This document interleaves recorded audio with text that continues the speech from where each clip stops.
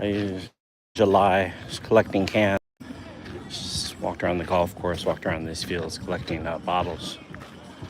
This are the baseball fields, handball courts, a lot of Corona, the soccer fields, the far distance. I got a ball game here.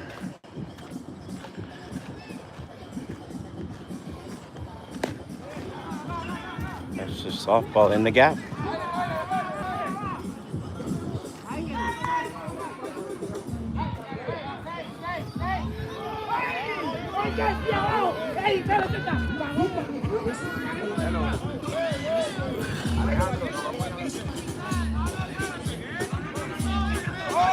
You gotta tag him.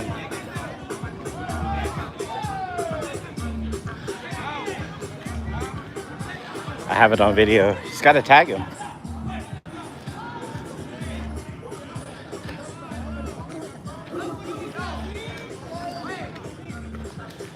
So I used to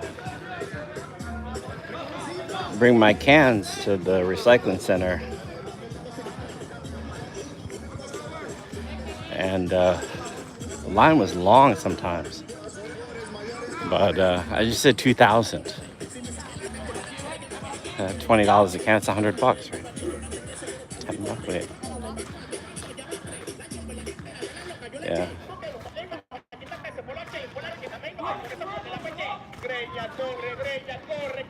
This 20 is $1. And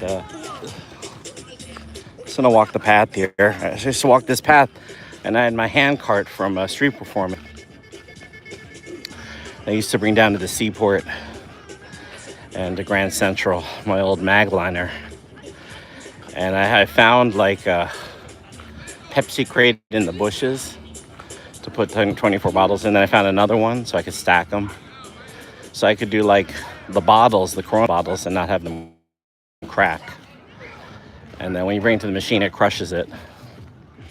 And it's about 95 or more successful. I mean, they crunch them. Sometimes they reject them. Or if the label has a red line, meaning it was given like as a promotion, or they sell it by the case. Sometimes they put that red thing over the barcode, so then the computer rejects it. But I calculated it, and it was like almost 50 hours of collecting these cans like this, like Gatorade, like whatever, just walking around in the hot July instead of street performing. It took me almost 50 hours. That's the golf course. It took me almost 50 hours to make, looks like they're collecting golf balls. It took me almost 50 hours to get the cans, $100. So a little more than $2 an hour. It was a paid job. Hi, how's it going, cutie Udi? And so I walked around here. This is July, several years ago. And I was gonna do a video on it, but it was just so ridiculous. And I just, didn't have a girlfriend, didn't have anything going really. I'm not very socially adept, so. But I just gone to the library, read some books, right? But I'll keep going here. And then, this is the Diker Beach Golf Course, this is one side of it. So maybe I will go around. But then on these stands, and I had some tong too, so I could grab the cans and gloves, because sometimes I stink of alcohol. So there's a ball. That was a while ago.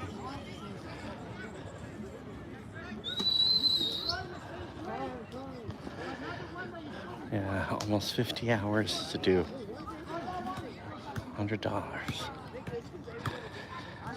What's up, Jocelyn Bar? I'm going past the soccer and baseball fields. They got some local uniforms.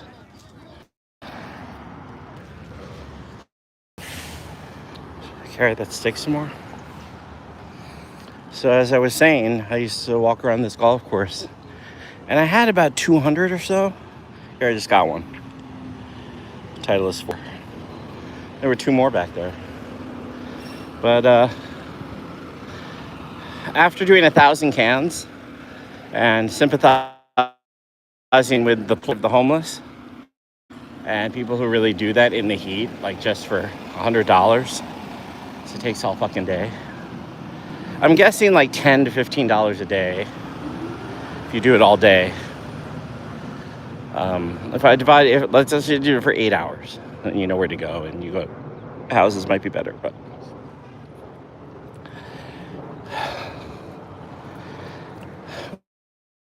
what was I saying?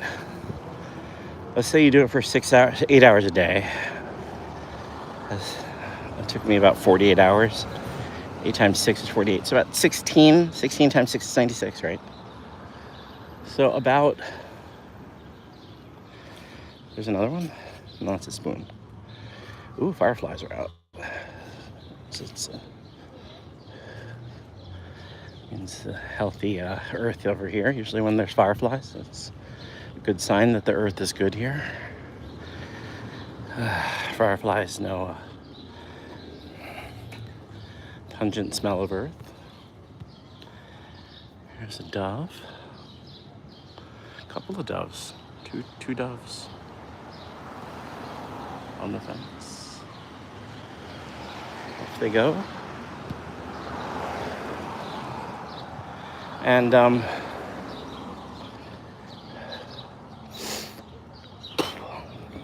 see the fireflies.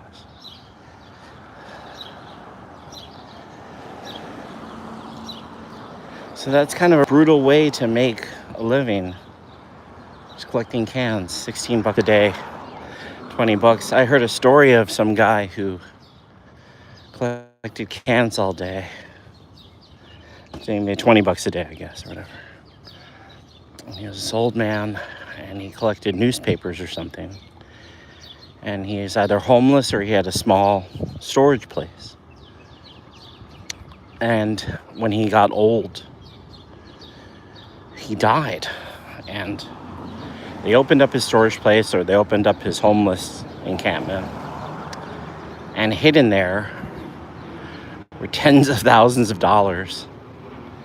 This poor man must have spent years, unless he was a bank robber or some shit, must have spent years with the cans, just making the money, laying the money down as a money mattress or a storage place. And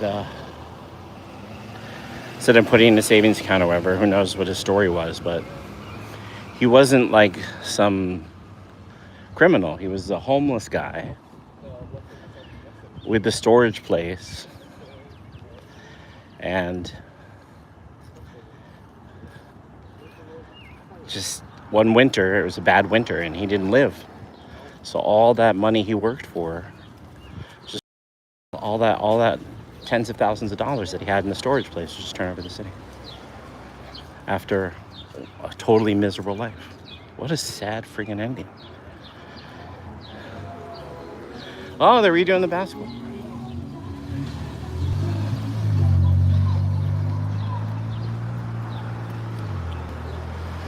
All right, so we're gonna walk down to basketball court. I forgot they had a girls softball.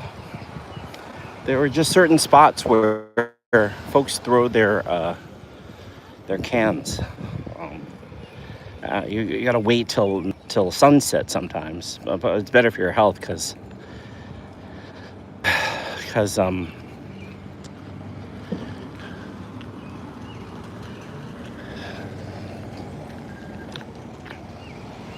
in the heat, and then with the alcohol and with the germs, even if you're washing them out with the hose or at the local bathroom, dirty too. But that was the thing. Here sometimes, of course, because folks would have a drink inside, Jello and Corona, and then all these trees here in the midline, they were just dirty with these tall bushes, and it was tall grass here. So there were a lot of cans folks would either play a game or they'd be done with their picnic and they throw them into the tall grass here. So there was right here. So maybe it was out of respect for the homeless, they collect cans. It was like, here they are, you know, but they should be in the garbage cans because you can get them there. And then it looks like the tennis courts are still there. You get tennis balls from there. But they were wet and moldy, so I didn't fuck with that because that's kind of nasty. But this midline had a lot of hedges. Looks like they've cut down, or tall grass. And so Budweiser, Modelo, a lot of Corona out there too. And I would juggle out here on these baseball fields too. This is again the golf course. Here's a couple more of the holes.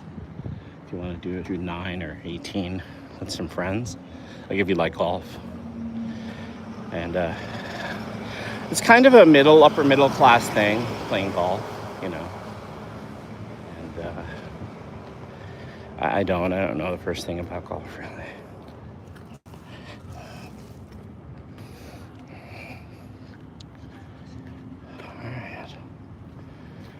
Keep going here,